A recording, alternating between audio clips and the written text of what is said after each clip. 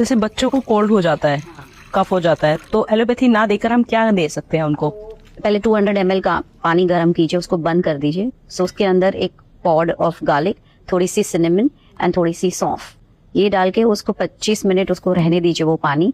And फिर थोड़ा सा honey just for their taste, थोड़ा सा हनी वार्म होने के बाद हनी डालेंगे, थोड़ा सा नींबू डालेंगे और उनको पूरे दिन में 3 टाइम ये पिलाएंगे।